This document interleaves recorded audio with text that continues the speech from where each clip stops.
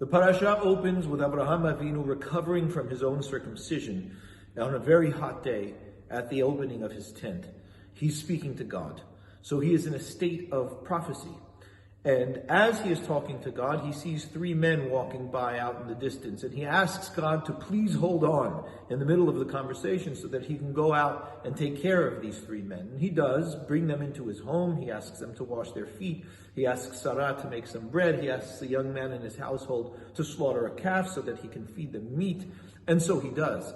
And as they are sitting with him, they actually have a message for Abraham, where they weren't just happening by. They say to him, firstly, your wife Sarah, she is going to have a son by this time next year. And secondly, God is going to destroy the cities of Sodom and Amorah.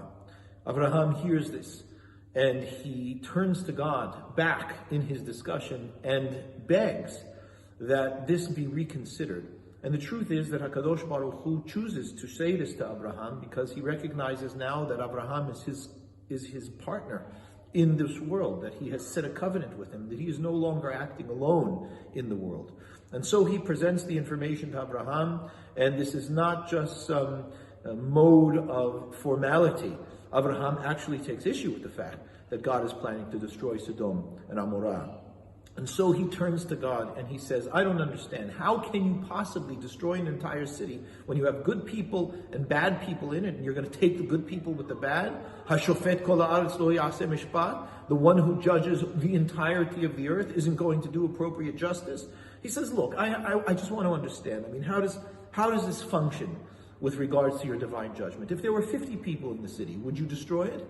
And God says, I wouldn't destroy it if there were 50 people. Well, how about 45? No, Abraham.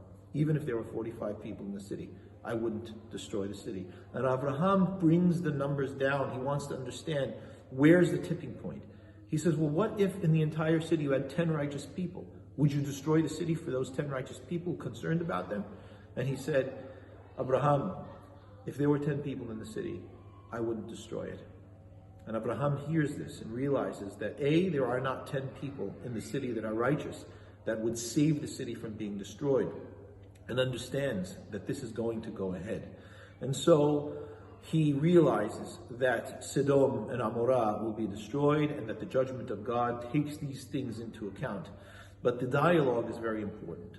And so we turn to Sodom, and Lot is now the nephew of Abraham living in Sodom, and these men come to Lot, and he also brings them into his house. He presses them because they say they would rather sleep in the city square, but he brings them into the house, and of course the city of Sodom is not happy with this. They do not want to become a welfare state. They are established on the idea that we take care of ourselves, and if you're living in the city of Sodom, you are self-sufficient. As a matter of fact, the Hachamim say that the motto of the city of Sodom is Sheli Sheli v'Shilcha Shilcha. What's mine is mine, what's yours is yours, and let's keep it that way.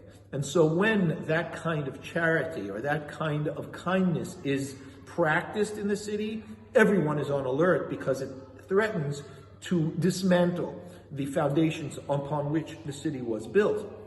But Lot, of course, is a nephew of Abraham, and this is what he's learned from being raised by Abraham. He cannot sleep at night knowing that there are people out in the city square that are going to be left alone. And so he brings them into his house, but the city hears. And all of the men of the city gather around the house, and they insist that those men that are in his house be brought out, and they threaten to rape these men. They say, listen, if you're going to start raping people in their lives and taking away from them their own self-sufficiency by giving them gifts and giving them handouts, we can take care of that for you. And so Lot is very disturbed by this, and what ends up happening is that the men who are divine messengers take things into their hands. They smite the people with blindness, and so the people that are surrounded Lot's house cannot figure out a way to get into the house because they cannot see. The men in the house press upon Lot that he must leave the city. And Lot lingers, he takes his time, and finally the men actually have to escort Lot, his daughters, and his wife out of the city, saying, get to the high country because you will die in the devastation and destruction that we're going to bring onto this city. Lot asks to stay closer in a city named Zoar. They say, look, you can stay in the city, we won't go to Zoar if that's where you want to go. destruction and havoc is brought upon Sodom and Amorah. Lot in Soar realizes maybe it's not too safe to be staying in Soar, so he actually does go out into the hills. And as a result of the destruction, his wife, as we know, it's a very famous story, turns back when she's told not to, becomes a pillar of salt, and all you've got now is Lot and his daughters in a far out area. And they think that the entire world has been destroyed. The daughters decide that they need to maintain humanity, and so they conceive children with their father after they have made him drunk, so he knows not of what it is that's going on, as the Parashat clearly says.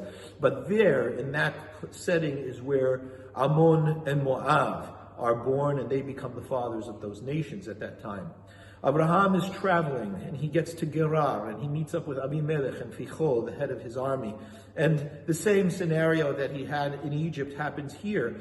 And Abimelech is told that Sarah is the sister of Abraham. Abraham is concerned what will happen if people know that she's his wife. Abimelech does take Sarah